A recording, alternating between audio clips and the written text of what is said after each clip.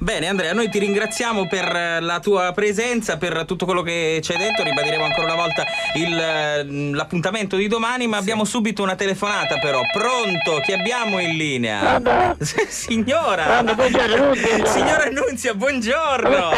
Come mai ha telefonato proprio in questa occasione mentre parliamo di Krav Maga? Perché a parte che la Krav Maga era il mio cartone animato preferito. Ma sì, abbiamo spiegato poc'anzi che non c'entra un accidente. L'ho capito, ci pare che sogno bestia completa io. Sogno un poco bestia, ma completa no.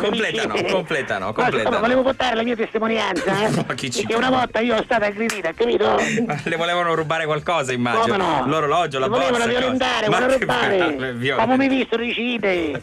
Ho capito, quindi gliele volevano dare. Io ho il mio corso di autodifesa, Sì, io cammino sempre nella borsa, tengo sempre una chiave da bombola. Mi presente la chiave da bombola lei? Come no? Perché a differenza della chiave inglese normale, c'è un codice più stotto, per cui l'aggressore non si rende conto? No. Io ci pare che ci arriva un do battesimo, invece ci arriva un do sonno, capito? È come una pallonata d'effetto in sostanza. Infatti questo che mi ha aggredito, che era uno bestia armato, sai? Io riuscivo la chiave, ci disse fermo là, attolaccia, una caragai, un coppo, ci fece un acchetto nella fronte. Da 16. Però poi l'ho portato a pronto soccorso. Ah, beh, è giusto. È giusto. Il dottore mi disse Kung Fu, ci disse Fu Yu. Sì, esatto. No, dice karate, ci disse no, la chiave la bombola, quale karate, la chiave.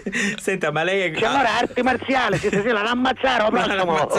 In questo senso, sì. Lei immagino comunque che avrà avuto, diciamo, degli istruttori di un certo livello proprio per queste tecniche, insomma. Mio cugino Ignazio. Non avevo dubbi, infatti. Mio cugino Ignazio è esperto di queste cose. E lui, da quello che so, non ha neanche bisogno della chiave della bombola. No, Ignazio con un la ammazza un cavallo, quindi si figura. E svita anche la bombola. Certo, tira la bombola, a me è chiamato. Quindi non ho bisogno della chiave. Che deve farne le chiavi? Volevo parlare con questo docente. Come si chiama? Prego. Come si chiama lei? Andrea Buffo. Come? Buffo. Vabbè, che ce lo basta la faccia, è vero? Sì, Buffo. Senta, ma posso venire anche io a fare questo corso? Certo, quanti anni ha signora? E allora io ho 42 anni. Ma quando mai? 42 anni? Ma chi la racconta? Lei mica lo fai che ma sto parlando con lui, signora. Comunque posso venire anche io, ma lo ripete il giorno cortesemente? Ma che cosa? Giorno 29, domani, sabato. Domani. Di che ora in poi? Domani dalle 15 alle 20. Ah, buono, io sono libera, allora posso venire. Sì, esatto. La mattina fa la spesa. Ricordiamo anche la stazione della metropolitana. Borgo. Ah, Borgo, va bene, allora vengo là. Posso venire con la lama, vero? Ci devo posteggiare là?